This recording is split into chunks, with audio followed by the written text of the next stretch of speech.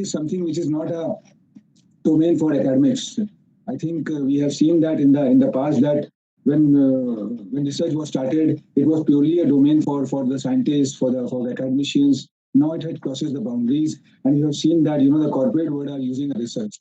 The very good example is the way we are changing right now. The artificial intelligence is coming up. The e-commerce is changing with the change of time, and we have seen that how this brick and mortar system had been changed, and how this e-commerce is changed with the change of research. So with the research, we are able to know what exactly the consumers are expecting from the enterprise, from the product, and taking into consideration the research is very important in this aspect. So technology usage in research is something which is very important because when we talk about technology, it's not talking about the computers or basically the hardwares or the softwares, but it is something which is a combination of the latest trend which is going on. We have seen that the approach of the consumer is changing. There was a time when consumer was just we need the data as far as the email is concerned, as far as the other different aspects are concerned. But now we are more talking about that the real time data, that what exactly the consumers are thinking about it. So it's not like that that in the corporate world we are using research. We are using research in varieties of fields. We are using research in electronic learning. We are using research in e-commerce. We are using research in corporate world. So whole approach is now changing with the help of this technology. So what I mean to say that today discussion is more important on what is the usage of technology and how the technology is going to add a feather in a cap. This is basically all about. And as far as this workshop is concerned, I think this is more talking about some specific tools in research, and there are certain technologies, there are certain the data analytics, there are certain web analytics, or the when we talk about big data analytics, have been changed a lot. So what we observe that in the present scenario, you will find out that technology is going to be a win-win thing for the other thing. So when we go more into the depth of the research, I think prior to going into the term called technology or the research, let's see what exactly the research is.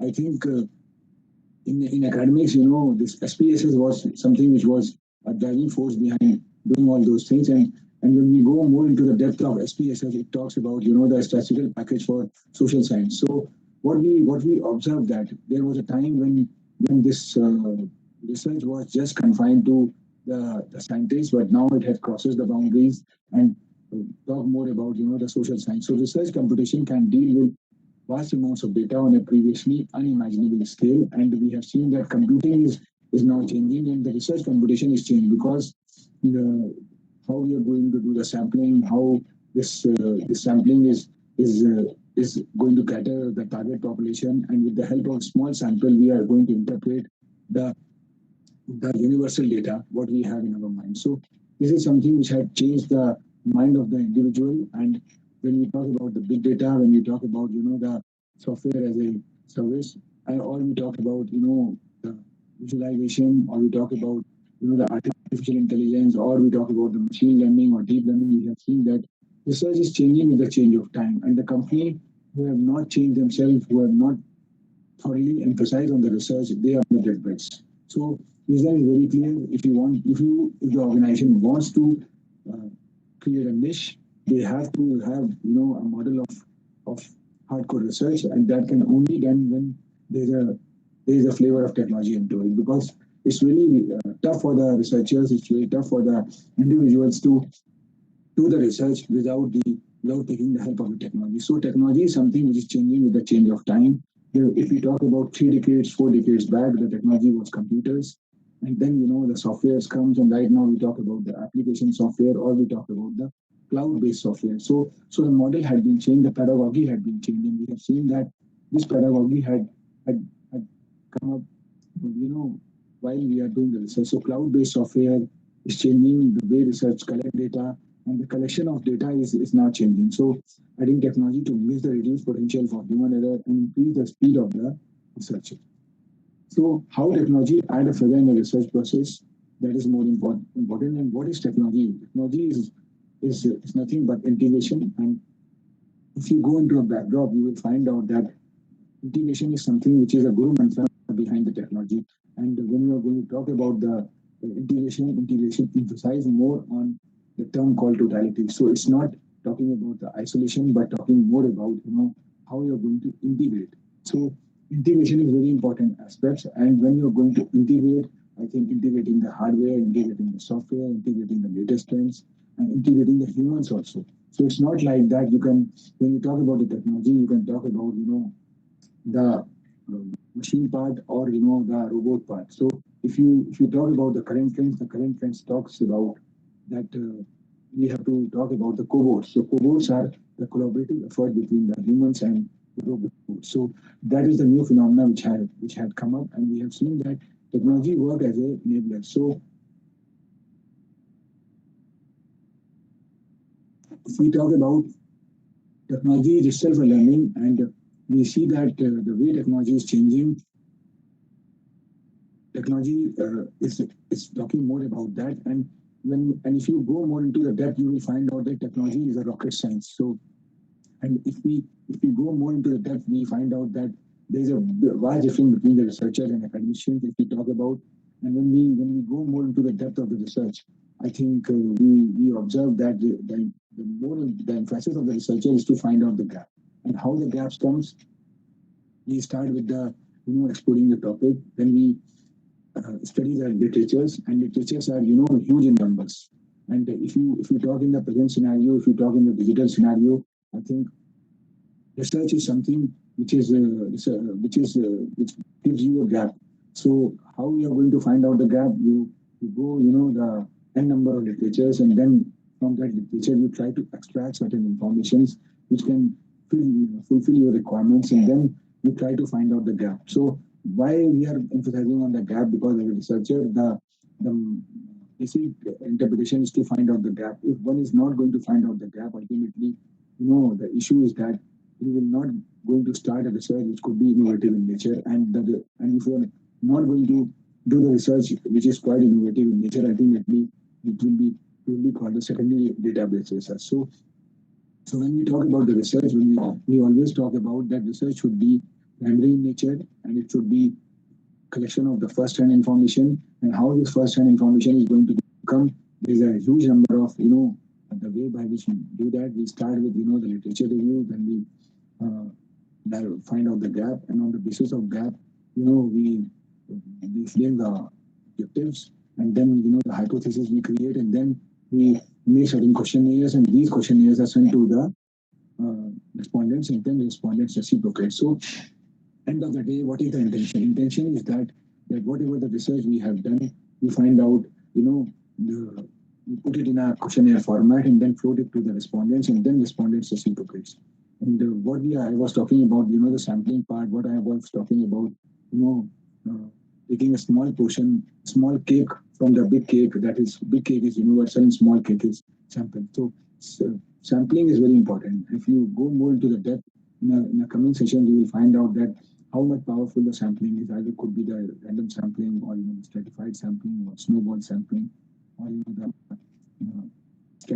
simple sampling. So this is the thing which is there. So if you if you compare the researcher with the academicians, the emphasis of the researcher is to find out the gap, whereas the academician emphasis is to bridge the gap. So this is the thing, and today world is more talking about openness. And when we talk about openness, I think the whole world is right now talking about the open source software, the free and open source learning. So openness, when we talk about openness is something which provides the individual a platform to put their content on the or float their content on the website, and the other persons can freely download it and use it. So this is the genesis behind the openness. And if you go and talk about the Indira Gandhi National Open University, which is a pioneer in distance education, I think they believe in openness. So the contents are available on eGyan Coach portal, and the learners can download the content. So this is the thing which is there. And if you go more into the depth, you will find out that openness had been changed now. And a lot of good journals are there. In the coming sessions, I'm going to talk more about what exactly the journal is, and how the researchers are, publishing their articles, and then, that article can be indexed. And then, the more citation comes up, ultimately what happened, the learners are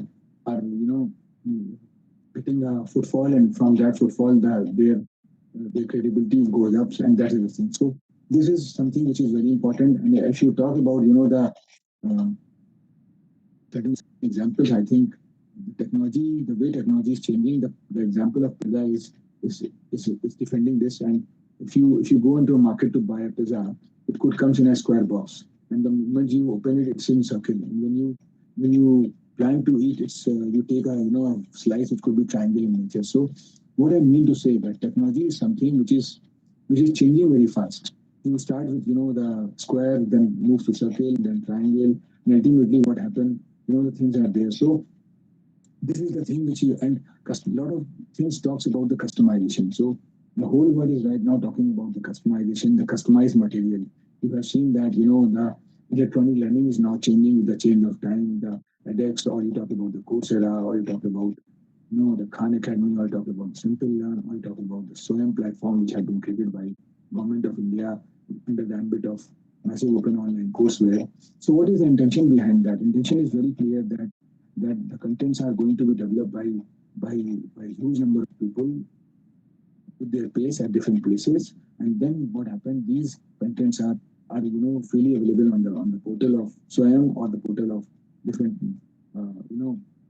aggregators, and then they are going to use that. So this is something which is changing with the change of time, and technology is something which is which is very fast right now, and that is the reason the organization which have not changed themselves, they are on the deathbeds. There was a time when shelf life of the company was 30 years.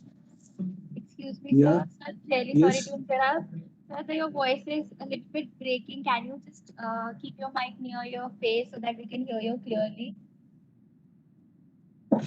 The voice Now is. I'm audible. Now I'm Yes, audible. yes, sir. A much better voice. It's fine now. Yes, sir. Okay, it's fine now. Yeah, yes, sir. Now it's fine. Yes, sir. Okay, I try to manage. Okay, Thank you so much, sir. so otherwise the screen and other thing is fine now. Yes, everything, rest of it, all of it is fine. Okay. So what I was talking about, that the things are changing very fast, and this Big Bang approach and gigantic shape is coming up, and there are certain examples. As a researcher, when I started my research in 1998 as a doctoral student, uh, the topic which I have chosen was ERP, and ERP system is now uh, need of an hour. If you talk about SAP, if you talk about the Oracle, if you talk about the big players, they all are using. So there was a time when we talk about the Big Bang approach, that talking about the implementation in one go, but after a certain time the flavor of customization comes, and this customization is nothing but talking about, because the cost of the technology is very high. If you start thinking about the technology, it is like a rabbit. When you explore, it take a shape of elephant. When you go for final implementation, it take a shape of a dinosaur. So the intention is very clear. If you plan about technology, so the whole world is right now talking about the technology. How the if you see and go into the backdrop, you find out that startup had been started by the group of people, by the initiators. But after a certain time, you observe that out of 100, out of 1,000, only 5 or 10 get the success. Then the reason is very clear, that after a certain time, the data privacy is there. We have seen that GDPR had come up, general data protection regulators had come up, which emphasize more on how you are going to use the data, and whether that data is not going to be misused, because data is more important. So these regulators are, are working as a regulators, and monitoring as a and work as a watchdog, and try to find out that whether the data is going to be used in a right manner or it is going to be misused. So this is the thing which is there, and it's not occurred in one domain. If you talk about e-commerce, if you talk about electronic learning, if you talk about different things, I think the data privacy, data integrity is very important. So this is something we have seen, that the hunting society was there in a Neolithic age, in a Paleolithic age. Then agrarian society had come up, where development of irrigation techniques was there. Then industrial society had come up, which talks about invention of a steam locomotive. mass production is there. Then information society was there, which much focus on invention of a computer, start of a distribution of information, and then society 5.0 has come up, which is more talking about super smart society. So this is something which is changing with the change of time, and you have seen that in research all those things matters a lot, because uh, if we are going to talk about our consumers, if we are going to talk about our students, we have to see what exactly they are thinking about that.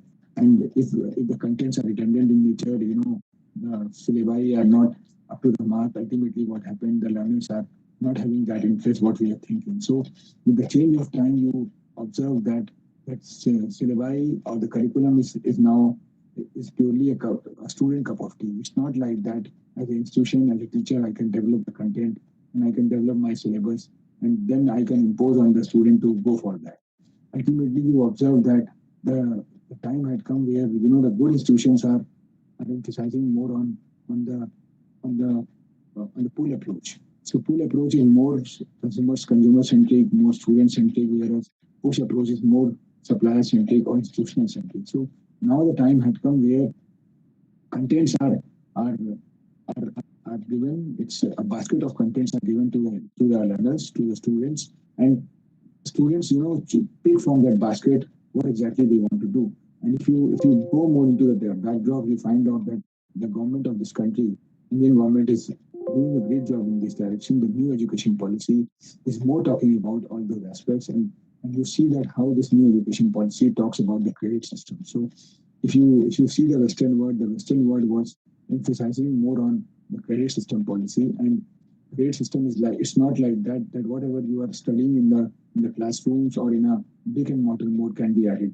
Whatever the corporate experience you have achieved or earned, that can also add it. So a lot of the model is going to be applied, and this super smart society talks about the pull approach. Pull approach is more talking about what I have talked about. It's more user centric. So it's giving a full leverage, full flexibility to the individual that they can think of, they can design the things as per there. So because the example of startup which I was talking about, why we find out that 1,000 startup had initiated, and end of the day only three or four get the sustained, and others wash out. The reason is very clear, because there's a big pressure from the big fishes, and these big fishes are grabbing the small fishes. And there are certain good examples. We have seen that how the venture capitalists, how the angel investors, how the crowdfunders, you know, in the beginning stage, invest on the startups, and then what happened? They take over the company. The Flipkart is a very good example. Started by the two Bansal friends, and what exactly the scenario is at the present scenario that Walmart had bought this company. And on the other hand, we have got Amazon, which is a second player. So the whole world is, if you see the e-commerce business, if you see the multiple business, is not dominated by Flipkart and Amazon in India, and there are other the business which is coming up in education. We have seen that how the adults have changed the way of learning. Uh, the, the practical papers, the contemporary papers which require the classroom teaching, it's now replaced with the help of this electronic way of doing it. So, and on the other hand, the pandemic has changed ourselves in a big way.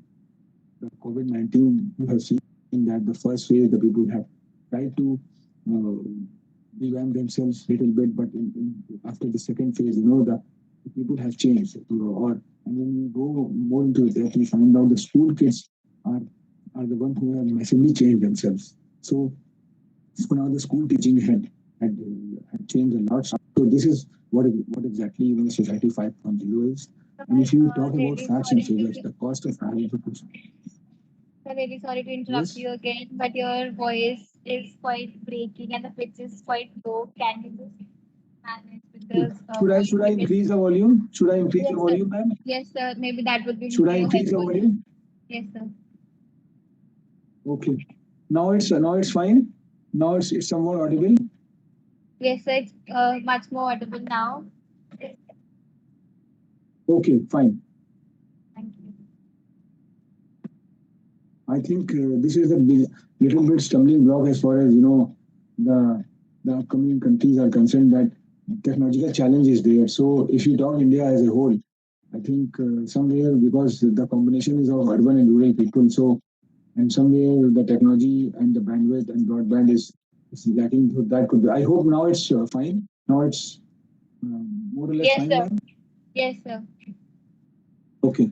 Okay. So I try to stick myself at one place so that could not right. So the cost of higher education in the world has increased by 500% in 3 decades, and this open source universities are coming up, and the intention is very clear. The way IGNOU had been created in 1985, and the people were surprised or shocked at that time. At that time, that how the university, this Indira Gandhi National Open University, can run without chalk and dusters. But you see that we have massively updated ourselves, and we are one of the channel partners as far as Swayam is concerned, and the way we are developing the content on the Swayam portal. I think this is one of the important achievement which had done. So this is the thing which is there, and learning is therefore getting paperless with time, and soon there will be less or no use of hard copy text for learning. So this is the thing which is there, but on the other hand, there is a great use of brick and mortar system. It's not like that we can eliminate this a stereotype way of learning or the conventional way of learning, but we have to update ourselves. So this is the thing, and the recognition, accreditation, affiliation is also playing a very important role. In India, if you talk 5 years or 10 years back, the online courses have not got that credibility, not got that acceptability, not got that recognition. But right now, the government have also come up with certain norms that if the university, the brick and mortar universities are going to develop any program, they can take care about the 30 and 40% SWAYAM contents. So this is the thing which is there. So Internet of Things soon be called the Internet of Everything, and by the year 2021, it is predicted that more than 50 million connected devices will be on the internet, and we have seen that how the things are there. The school going kids example is a very good example that kids have changed themselves in a big way. So what we used to believe in the past that after Christ or before Christ, now we talk about the pre-Google and post-Google era. So educators often spend up to 50% of the time on non-teaching tasks, and this is there. So in addition to customized material, technological systems are being used to augment tutoring with personal conversational education assistants, and voice assistants have come up where the Alexa, Google Home, Siri, and Microsoft Cortana are there. So this kind of model had come up, which had given a new way of doing the things, and and the video content is now changing with the change of time. So what exactly you want that need to be done. So these are the if you see this particular image, it talks about the struggling student, not engaged, not motivated, not progressive. Then you see how this cycle can move, and finally what happened: observe, inquire, then create, then connect, then confirm, then successful students are there. So what I need to say in the very beginning that there is no rocket science that things are going to be changed. The technology is changing very fast, and it's not like that in academic state of affairs. The research is there, but research is something which is very important. The corporate world is changing with the change of time, and the companies who have not changed themselves, who have not researched, ultimately they stand nowhere. If you talk about in the Google, maybe 1 decade or 2 decades back, this company had been created, but right now you see how much powerful this is. And on the other hand, if you talk about the big brands like Nokia or Kodak, I think they stand at no place. So what I mean to say is that one has to change themselves. There are certain good universities in the Western world, in Europe, in US, which will brick and mortar move, and they are considered to be the top 10 universities in the world. But right now, they have closed their the brick and mortar operations, and now what happened? They have closed these brick and mortar operations, and ultimately they are now purely a digital university or the online university. The intention is very clear. They want to cater the big market, and the recognition is there. So the courses which are recognized, and they shift from 4.0 to 5.0. If you talk about current information society is 4.0, which talks about cyberspace, cloud, or the physical space. And now this 4.0 was up to some extent was blended in nature. which have a combination of the brick and mortar system and click and mortar system. But right now, it is now totally replaced by a society 5.0. And if you talk about society 5.0, it talks about the big data analytics, the analysis, or the artificial intelligence. And AI is something which is now changing. Why AI is important? Because if you talk about the research, if you talk about the other aspect, the machine learning, the deep learning, the blockchain technology had come up, we have seen that how these technologies are now started with a one purpose. And if you go more to the backdrop of blockchain technology, you find out that blockchain technology was started with a very clear intention to regulate the bitcoins. And now you observe that the virtual currency is also one of the important ingredients which is there. So what I mean to say is that AI is now changing, and if you go more to the backdrop, you will find out that blockchain is now crossing from this currency to administrative affairs in banking industry in various places. So things started with a different intention. Either you talk about the drone or we talk about the arms and munitions, and now finally what happened? It's for a certain time it's going to serve the society by and large. So that is there. So if you see the cobot, which is a combination of machine and humans, a cobot is designed to work with people and not to replace people. Robots are also called people-focused robots and can help people to make and refine the work little easier. So that is there, and we have to be quite clear in our mind that no doubt it's very clear that when technology enters somewhere, it's going to affect the employment as far as the human employment is concerned. But on the other hand, it creates new avenues. It creates new avenues for the upcoming the generations. And if that generations are going to use that ultimately, this is a very important aspect. So digital transformation, we have seen that either it could be society 5.0 or industry 5.0 or work 5.0. If we talk about the work from home culture had come up, and with this pandemic, I think there are certain segments which were not affected by this. The IT industry, due to this pandemic, due to this epidemic, still governs in a big way, and we have seen that this learning 5.0 is also changing. So what I was talking about, the new education policy, which is a quite bigger in nature, and big basket is there. So learning 5.0 not only talk about the openness, not only talk about uh, credit-based learning. Whatever university has started, we are revamping our bachelor's program, and it could be the BCom. We are moving from BCom to CBCS system, that is choice-based credit system, and this credit system is very powerful.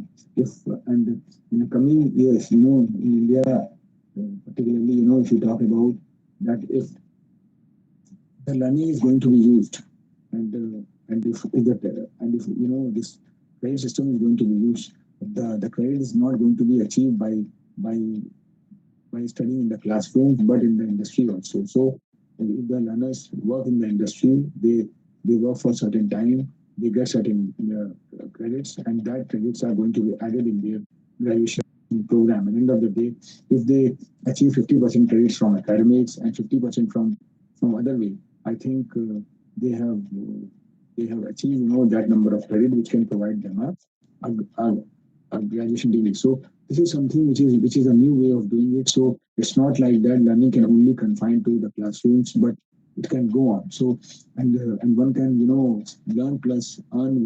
One can do the learning at their workplace also. So this kind of model had come where online education is very important. The task had been created, the MCQs had been created, so they can go through the videos in their spare time, and then fulfill the eligibility criteria or the assignment criteria, and then what happens? They can get the credit. So very easily they can work, they can earn, they can learn. So this kind of model is there, and this is what exactly learning 5.0 is. And then uh, forecast 5.0 is there. How much you are uh, uh, contemporary in nature, how much you can visualize, because the technology even learning need to become. There are certain programs which are on the deadbeds, and if the stereotype courses or the program are done by the individuals, they stands nowhere. So skilling is very important. How much you are skilled and how much you are going to learn from that. So if you are going to skill yourself, you very easily you can be placed in the industry. And the job-oriented courses need to be emphasized, need to be focused. And the research 4.0, if you talk about, I think we start with the society 5.0. And when we talk more about the society 5.0, the human-centered society that balances economic advancement with the resolution of social problems by a system that highly integrates cyberspace and physical space. So you see that how this society 5.0 is changing. Either we talk about the fintech, or we talk about the government tech, or we talk about the real tech. Everything is changing now. And the very good example is IBM Watson example. Watson is a product which is in the on the name of the founders of IBM, and this product is creating a niche in the judicial world in US. So the lawyers market is not accelerating, and the legal advisors are people are preferring to get the Watson report or the legal interpretation rather than going to the legal advisors or to the lawyers. So the reason is very clear because technology is more sound on the base of the precedents. They used to give the legal view, which is very important. So what I mean to say that Industry 5.0, if you talk about, it's more talking about the augmented reality. It talks about improving decision making and work process, time saver, cost effective for precision. So defining the collaborative interaction between humans and machine, that is cobots. Industry 5.0 recognizes that the man and machine must be interconnected to meet the manufacturing complexity of the future in dealing with increasing customization. So this is something which is there in work 5.0. If we talk about that how this work 5.0 is changing with the change of time. And if you see this work from home culture is now changing. Uh, so people are preferring to work from home. There are certain segments which are purely dependent on that. And learning 5.0 is now changing. The whole world is right now talking about lifelong learning. A good teacher can always be a good student. This is a quotation which is always there, which says that learning should be perpetual in nature. It should not like that you can learn and then try to apply in our day-to-day work. So now the model has been changed. We should learn, then unlearn, then relearn. So Education 5.0 believes that we start with learning, then we try to unlearn what are the redundant things, and then try to relearn, the new things. So if you talk about the Education 5.0, which is nurturing thinking learners who are agents of their own learning, organizing and relevant curriculum, meaningful learning experiences, transformative learning environment, inspiring educators, and innovative delivery is there. So the future focus graduates should be a global mindset. So what I mean to say is that Education 5.0 is something which is quite, contemporary, and it is something which away from the stereotype approaches. So if you talk about the Forecast 5.0, evaluates our relationship with one another, with institutions, and with ourselves. So automating choices are there. If we talk about the algorithms and artificial intelligence are becoming increasingly, and then three superpowers are there. Actually, brains are there, talks of narratives are there, and the geographies are there. So this is something which is there. And Research 5.0, if you talk more about, is consumer specific and centric. And if you talk in the present scenario, the education, the learning is also consumer centric. Students are no more student, but the consumers. And Mahatma Gandhi had once said that customers are the king. So if you want to generate business, if you want to do dominate the world market, you have to emphasize more on your consumers as well as on their employees. So there are certain companies which are emphasizing on both two aspects and are dominating the world market. So the for some companies, the consumers are really important, and for some companies, the employees are really important. And if you talk in a education perspective, I think this learning that the teachers and the students are both are quite important because intellectual capital need not to be underestimated. So if intellectual capitals are given importance, they can perform well, and they are the one who are the brand ambassador of the institutions, and they can serve the custom students in a way, so not confined to conditions. So real-time market research is there, real-time after sales service and perpetual support is there. Phyllis is there. So two statements need to be distinguished: the technology usage in research or research used in technology. So technology can be developed through innovations. That is very true, and we have seen that how much important it is there. So we have moved from hybrid age, and the whole world is right now talking about the hybrid approaches. Either we talk about the automobile industry or we talk about the education industry. The curriculum is now confined in a different way. There are certain, the institutions which are offering an online platform, which are offering a blended mode of learning, which are offering the brick and mortar mode of learning. So hybrid is there, which emphasize that the learning should be different pace. It should be online, it should be technologically enabled, it should be brick and mortar mode. The convenience should be given to the student, the convenience should be given to the learner. So just as IQ became a yardstick for intelligence in 20th century, the TQ will become a measurement of how well we meet the technological appeal of the 21st century. So this is something which is there. I think we have talked a lot about the technological uh, usage in research, and we see that how this technology is changing, how the teaching is now changing. So the top 10 website for teachers is YouTube. They have got different ways of doing things. Somewhere they can learn from the social networking site, either it could be the Twitter, Instagram, or Facebook, and other way of there. So some of the contents which are available online in a free mode, some of the contents are available online in a paid mode. So it all depends, some and the learners has to see if they want the recognition, if they want the certifications for them. The online programs are coming up in a big way, and if they just want to learn and not going to explore the certificate or not going to get the certificate, they can enroll in these portals and they can exit after doing all those things without taking the certificate. So for them, it could be freely available. So this kind of leverage or the privilege, the company have education institution. I talk about the edX or Coursera or these platforms have given to them. So so how teachers are changing, we have seen that the smart boards classroom teachers are there. Teachers are finding new ways to adopt and implement technology into the classroom. Technology has made teachers ready for 21st century and more efficient than ever. They made the student learning fun and efficient.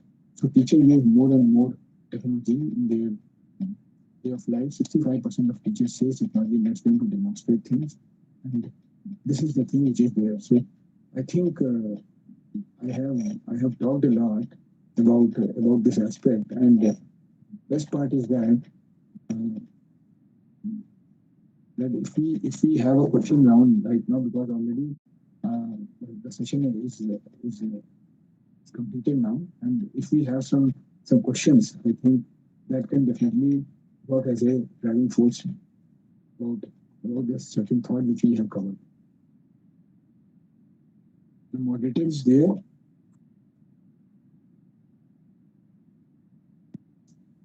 Uh, Thank you, sir, for guiding us through different things that you can say cloud-based software, cobots that I have never heard of before, and technology, what technology is, and technology and teaching.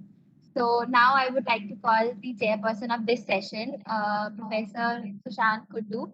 But before that, I would like to take this opportunity to introduce him. Uh, yes, he headed Center for the Independent Directors, Indian Institute of Corporate Affairs, a think tank of Ministry of Corporate Affairs, Government of India.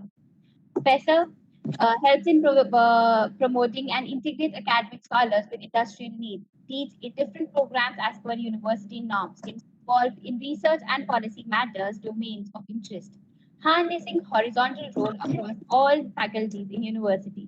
Stay connected with students to foster and nurture their aspirations and budding ideas.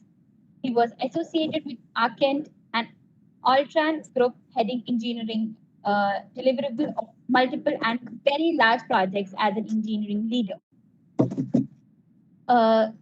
He joined Hug's software system in 1998 as a consultant to contribute in a satellite-based telephony system. He has a huge background of teaching and research. So over to you. He'll be the one who will be now taking upon this platform and for vote of thanks. Over to you, sir.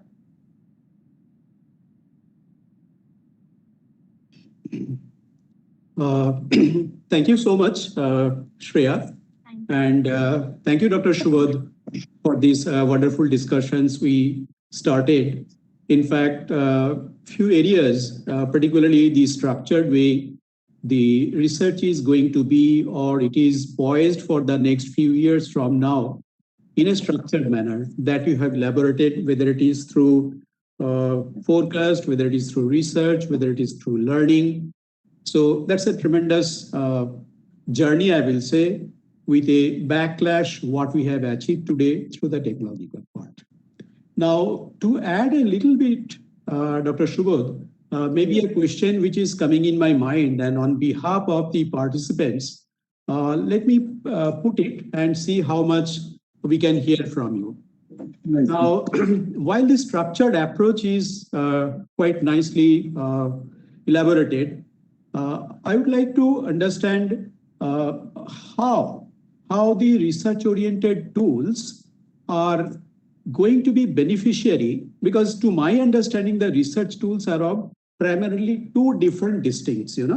One is the process-centric, which is common for all the users, all the researchers, whether they are students, faculty, or any research contributor in the industry. That is a process-centric one.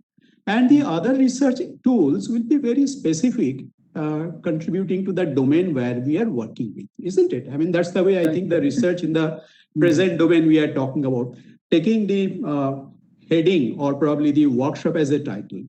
So maybe the first part, if you please address that, what are the process-centric tools we are going to be used, or we are going to be beneficiary out of that? Say, for example, ma'am, in our chief guest of honor earlier said that it is a good practice to be in the library. I 100% agree on that part. But with the explosion of the knowledge in the research area, we need to leverage towards the different research papers available. So how best I can make use of the technology to get all the researches or research papers searched in a much, much faster way. That can be one approach for any student or any researcher. Or maybe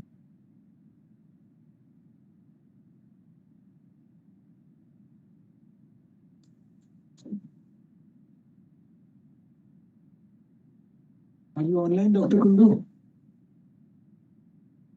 Yes, sir. Maybe Uh, he's facing a no bit. issue, no issue. I think the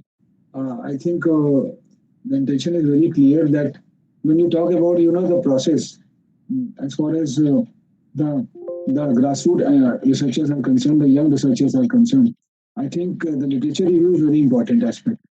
I think, am I audible to ma'am? Am I Yes, audible to sir. you? You're audible. Yes, sir. You're Uh, audible. I think Dr. Shashank Kundu is now connected or not? So due to some, he's connected. No issue. So what he was talking about, that the research is very important aspect. If you talk about the doctoral student, or you talk about the postgraduate students, the way things are changing right now, we have seen that research is something which is now not a backbone of the academics or the learners, but it is very important aspect as far as the corporate world is concerned. So, if you talk about the doctor student, I think the literature review is very important. They have to review the literature, they have to find out the gap, and the gap is going to give them certain objectives, and from the basis of these objectives, they can frame the hypothesis and then send it to the respondents, and then respondents reciprocate. So, this is the modus operandi which is there, where one can start the journey with the literature review, and the massive literature review is required as far as the research is concerned, because this is a process. So if the process is followed in a systematic manner, it can lead to a good conclusion. Otherwise, ultimately, what happened, if they follow a shortcut method, ultimately they will be in trouble at the later stages. So this is a thing which is would need to be done. And if you talk about the online resources, the resources are available. There are certain free and open source softwares. There are free and open source journals where you find the good contents which are available to the learners, and these contents are going to be used. And no doubt, research, buying a books or buying a research paper, it's really not everybody cup of tea as far as the students are concerned who belong to different countries. So what they do, they try to emphasize more on the open contents. And that was the reason, when I started my research, I was focusing more on the open resources. And the contents right now available, either you talk about, the video content available on the YouTube, or, some of the contents which are available uh, by the free and open source software companies. So these resources, the contents are very useful for the learner. It's not like that you can spend 200 euros or $500 to buy the article and then do it. You can, but somewhere the libraries are also uh, going for this subscription, and they can use the libraries and the learners who are adjacent to the NCR or the Delhi or the metropolitan cities, they can access these institutions' libraries, and and these libraries are equipped with all these online content. So one of the way by which the learners can go through the online contents and do that. And things are changing very fast. The e-books are available, and some contents are in different format. It's not like that one can stick to the stereotype books or to the articles or journals, but they can get the information from different portals also. So that how you're going to search the thing, that also matters. The data is in huge numbers, and how the data is going to be used or in a prescribed time frame, that is more important, because as a doctor student, as a postgraduate student, they have a time frame of 2 years and 3 years. So within that time frame, they have to wind up their work. So if you are lingering on the things in a very fast, lingering on the things and try to accelerate the things, ultimately what happened that learner is not going to finish the thing or accomplish the task in the prescribed time frame. So for that, certain tactics, certain, way of learning need to be done. It's like that when we go into the examination hall and we have got a three hours time. In that 3 hours, we have to accomplish these 5 questions or 10 questions which we have to complete. So this doctoral study, or we talk about the research student, they also have to be quite uh, focused. It's not like that they follow the lethargic approach. Ultimately, what happens if they follow the lethargic approach? What happens? And they are not going to accomplish the task. And that is the reason, if you study in India, you find out that the minimum time frame to accomplish the PhD or doctoral research is 3 years. But if you take the average, I think it comes to 4.5 years or 5 years. Why? Because the approach need to be done in the beginning stage by the learners are not taken care in that way. So what I mean to say is that certain time management, certain planning need to be done. There are certain good students, they crack the JRF, they clear the net exams, and once they enroll in the PhD programs in any of the good institutions, or the average institutions, they they are quite lethargic. So that is something which is there, and the moment they become serious, the things become redundant. So if they start today and if they waste 2 years, ultimately what happened after 2 years, new model had come up. That was the reason, my intention was very clear to take a title called Technology Usage in Research, because technology is going to not help you in, uh, in working, but somewhere it's navigate you also. It's provide you a platform that how you're going to accomplish the thing. So it works in a multiple manner. It works in a different kind of ways. Somewhere it's work as a facilitator, somewhere it's work as an aggregator, somewhere it's provide you a new way of doing things. So I think this is the thing which need to be done, and a lot more things are coming up. The learners or the researchers can open their own account. They can the Google Scholar is a very good platform, and if you talk about the journals, the journal are known for the impact factors, and the good journals always talks about how much impact they have. So if the researchers or the young teachers are going to publish their paper, they try to take care about all those aspects, that the paper need to be published in a peer review journals or the blind review journals. when we talk about the review journals, I think the review journal is like that. When as a writer, I send my paper to any of the journals. The editor used to send it for review, and these reviews gone to a number of people. Sometimes it goes to the blind reviewers. Sometimes it's go to group of reviewers. So these reviewers can review the paper, and they check certain aspects like whether it falls in the domain of that journal and how much it is going to serve the society, whether this paper is primary in nature or talking more about the first-hand information. So all those things, what I mean to say, need to be taken care, and the review is always good. It's not like that. What we observe that when young writers, write their papers and they send it to any of the journals, and the rejection comes. If you rejection rate is very high. It's almost if you talk about the good journals, which is Scopus Index or the or listed somewhere in good directories, when they send their papers, the paper rejected. So and comes up with a lot of comments from the reviewers. And what happened that the young researchers feels very embarrassed, is very much embarrassed by that.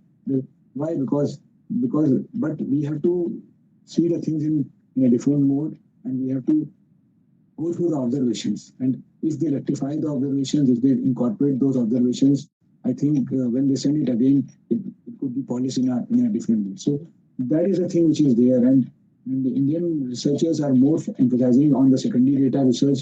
I think that need to be eliminated, and first-hand information based research need to be focused. So this is the way by which things are going to be changed, and gradually things will go. It's not like that you can do the things. But best is that rather than publishing the paper in 10, 20 journals, which is purely secondary database or stereotype, it's better you can collect the information, go through the literature review. Literature review is the backbone of any research. If the researchers or learners review the literature, and there are certain and the ways by which you can do the research. This literature review could be quite meticulous in nature. It's not like that you can do the thing. There's certain way of, because when you start exploring the title, I think you find out thousands of paper. Now the big task is that how you're going to eliminate, and elimination is and there must be certain concrete reason behind eliminating the papers. And then when you narrow down yourself, you will find out that out of thousand, only 20 papers fit in the bottle of your research. So that 20 papers need to be taken care, and then how you are going to find out the gap out of that 20, which gaps falls under your jurisdictions that need to be done. Sometimes what happens, we talk about the certain things which are not available or applicable in our country. Like when if we talk about e-commerce, 2 decades back, I think, and people have done the research in India. I think no such data covered, recovered, or what we can say extracted from the respondent, because the e-commerce phenomena was not there. But if you talk in the present scenario, I think e-commerce is something which is a need of an app. And it's not like that. It could be in one segment. If you talk about the food industry, I think Swiggy and Zomato are doing a good thing. If you talk about the aviation industry, the Make My Trip or the Clear Trip or Ease My Trip, or a lot of other players are there which are there. So what I mean to say that one has to see that how much feasible it is. It's not like that the Western world have done the research. So if we create a replica of that and try to apply those research in our country, it can do the wonders. So maybe it can do the wonders, and maybe not, because if the respondents are not going to reciprocate, ultimately what happened? You will in the no man's land. So that is the thing which need to be done, which need to be taken care, and gradually things are going to be done. And this workshop is definitely going to work for the young researchers, those who are there, because for them the approach is very important. And we always suggest to our research students that they have a very positive approach in their mind, that how they are going to initiate the things.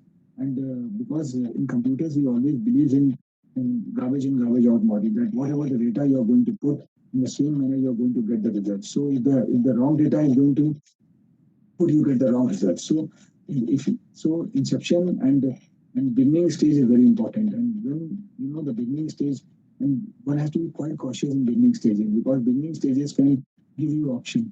And ultimately what happened, what in India we have observed, that student starts with a very good topic, and quite enthusiastic in nature. But after a certain time, what we observed that they are in the no man's land. They thought that why not we can add those objectives. The moment you add or eliminate, one objective, you will be in a different domain. And the way things are very fast. The topic which is a hot cake today, maybe tomorrow it will be redundant. So we have to see the shelf life of the topic. And how this shelf life of the topic is going to be done. The shelf life of the topic is going to be done when the proper homework is need to be done. We have observed that students do the window dressing or the researchers do the window dressing, and then they are not doing the finding out the right gaps. There must be 4 or 5 gaps which could be quite solid in nature. And if we take some good examples, I think the consumers are changing with the change of time. There was a time when consumers, one still purely depends on the commerce and buy the product in a brick and mortar mode. But after a certain time, when e-commerce entered or penetrate, at that time, what they have done, they see the product through e-commerce portal and buy in a brick and mortar mode. And right now, what happened? The things have been changed. Somewhere they buy the product online, they see the product in brick and mortar and buy in a online mode. So this kind of things have been changed. On the other hand, certain the mindset is also changing. Sometimes we are quite specific that we are going to buy this kind of product only through online. But right now, there's no such hard and fast rule. We are buying a product, whatever it could be, either it could be a refrigerator or the heavy duty product or the washing machine. So things have been changed. So there are certain industries which are purely depend on electronic mode, like aviation industry. Right now, nobody goes to the ticket counter and book the tickets. The aviation industry is now purely changed, and some other industry is changing. We have seen that in pandemic, what we have observed that the medical prescriptions or the doctor's report are going to be changed in a different way, and doctors have massively done a telecalling, and that was acceptable by the medical world also. So this kind of change had come up in the education industry. We have seen that the curriculum, the recognition is there, accreditation is now changing. Even if you talk about the new education policy, the government have very specifically emphasized that the SWAYAM contents, the 40% of the SWAYAM content is going to be incorporated in the syllabi of any brick and mortar institution. So and somewhere it's going to be a mandatory also. The government is coming up with certain law where we will find out that 60% contents are in a brick and mortar mode and 40% we will take from the MOOCs. So either MOOCs can be developed by SWAYAM or by different way. So this kind of the change is coming up, and when this change is coming up, how we are going to adapt, and all those things are linked. So maybe a decade back, those who do the online education or online learning, electronic learning, they are not getting that much recognition or accreditation. But in the present scenario, if you pass the SWAYAM courses and you achieve certain credits, and if that credit equals to your graduation credit, you will get the graduation degree. So this is the change which is coming up. Thank you, sir. Thank you so much. Yeah. I would like to invite all the audience. If you have any question, please let us know. You can directly ask Dr. Subodh.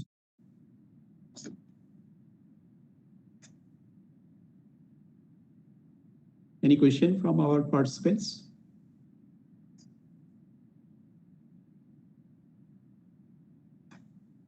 Okay. So, sir, while maybe 1 or 2 questions I'm expecting from the participants or from the audience, maybe this will be my last question. This will be my last question. This is precisely on the area of research which is not experimental research, because today we are in a domain where huge amount of data is available. And this data is actually available either in the public domain or maybe data is available by whichever the mechanism. And the real domain opening up for the researchers as far as the terminology of this machine learning, artificial intelligence, deep learning, whatever we have spoken about, this is related to the data, because essentially the data is meant for modeling, and that model data will be utilized for futuristic view, which is called the prediction. And that is actually the area where we can interdisciplinary work in many, many ways. So, sir, in doing so, how these open sources databases as well as the open source software which are available, because it is not a simple Excel sheet which will help us in analyzing these type of data. There are a huge amount of open sources data which is available specific to the application, whether it is for the bioinformatics, whether it is for the financial, or whether it is for the other domains. Everywhere it's a computational area. Very recently I was going through that how journalism can take a transformation with the amount of data, and which is actually the new paradigm which has opened up, called the data journalism, where the journalists are making use of the data as a fact and then putting it as a research work for the audience to be taken into account. So sir, coming back to the question now, I mean, how these open sources, because it's also a part of the tool or the research tool we can talk about, can help us in the research, because getting into the licenses, particularly the niche areas, is very, very expensive, whether it is for an organization, private or government. It's actually pretty expensive, So how can these open source tools can be useful to the new research areas? Maybe one or two sentences if you can highlight. Right. Actually, sir, if you go into the background, the genesis behind the open source is very clear. I have very, in our initial discussion, I was talking more about the openness. And if you see if you go into the nomenclature of Indira Gandhi National Open University, I think we were open from the day one. And when this university was formulated at that time, nobody had thought of that how without chalk and duster this institution can run. And you see that in education world, IGNOU is one of the mega universities in the world and doing a great job. So from there, this open had come up, and if you talk about the open source, I think this was a term which was started by the it's a computer term which talks about that source, and source is nothing but a source code. So what happened? A lot of the programs were developed, a lot of coding need to be done and developed by the IT people, and then and it was uploaded freely on the website, and then the other technocrats download that code, maybe temper it, maybe modify it, customize it, and then reuse it. So from there, this open source had come up. So taking into consideration, this open source is a very powerful term. If you talk about the journals, I think I am also editor of one of the journals called Global Journal of Enterprise Information System, and we are using a platform which is developed by OJS, Open Journal System. So Open Journal System, if you go into the backdrop, you find out that there are certain academicians who are in the Western worlds, and they have either it could be Simon Fraser University or Arizona University or the Nebraska University. They have developed this package, and now this package is customized and used by the varieties of institutions and by n number of people there, and they customize the package and then do it. So this is something which is now changing with the change of time, and same happens with and these journals are publishing paper in a creative in collaboration with Creative Commons license, and when we publish your paper there, it's copyright free. Anybody can download it. Anybody can use it for academic purpose. They can use it for the commercial purpose. They can somewhere it's copyright free, so they can download it. They can revamp it, and they can put their name and reuse it. So what I mean to say that things are changing with that, and this had given new roof to the young researchers, because if I want to keen or learn certain things, I think I'm not in a position to buy a Springer book or Elsevier books, which cost 340 euros or 500 euros. So for researcher like me, this open source is very, very good, because I can download the paper, I can put my comment into it, and there are certain things which are changing with the change of time, and even I get opportunity to publish my paper in these journals. But somewhere, it is paid job also, where you can publish your article by paying to the publishers also. On the other hand, some the publishers are giving waiver. So this is something which is there, and open software, open journal, open articles are very important in the present scenario, because the current trend, you are familiar with that. Absolutely. Thank you, sir. I think we are still having some time, and I would request if there is any question, And sir, Dr. Shubodh sir can respond to that at any point of time with his vast knowledge and expertise. Sir, in this context, what would like to add to for your just kind information? In SGT University, our library is very extensively geared up for these research areas. I mean, lots of journals are available, which is, available within our laboratory network, which is a very, very essential tool, I will say, for any student, researchers, or the faculties. That is number one. Number two, while it's a domain-specific research, I will say at least the way I am trying to collate all the lab equipment in the faculties that is coming into my visibility, so that the researchers can make use of this research equipment on request basis. Because there are some equipment which is very difficult to buy at any point of time until it is properly planned. So that is also a scope we are trying to create, so that research equipment, if it is available, that can be utilized on a shared mode. That's another thing. Third thing is that from the computation point of view, we are going to build up a huge computational resource, or maybe a platform where the data crunching can be done. As you in your way you mentioned about data analytics, artificial intelligence, or maybe essentially the data crunching machine, which requires a huge amount of computing resources. So we are going to have GPU sensitive resource platforms where researchers can make use of it. So that's where the SDT University is also gearing up. And we also have good amount of software where the students, faculties, or the researchers also can make use of it. Because it is not only the open source, sometimes the paid stuffs are also very, very important. So this is just for your information how SDT from the research point of view is gearing up. And for the next few sessions, I'm sure, it will be purely from the application point of view, how these tools or some of these tools can be made use of it. Right?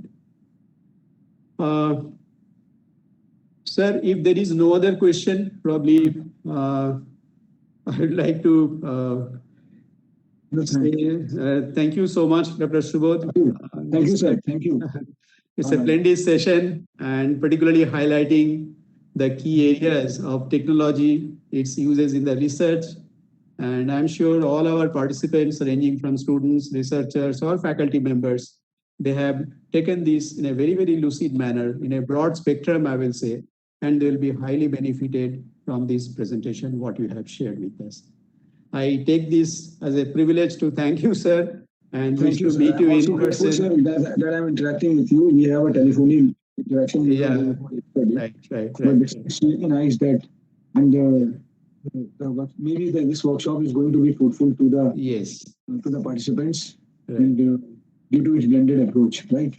Thank you. Thank you. And sir, lastly, I would like to take this opportunity also that if there is any questions coming up in an offline, probably we will stay connected with you offline. And yes, such that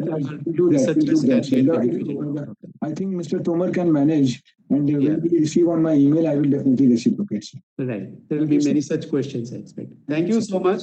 Namaskar. And namaskar to all the participants. Thank you so much for your patience and listening to this wonderful session by Dr. Shubodh.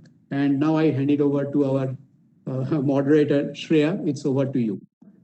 Thank you so much, sir. Thank you so much. Thank you so much, sir. Thank you so much, Subodh, sir, for being a part of this event and for delivering such an exclusive and explicit lecture.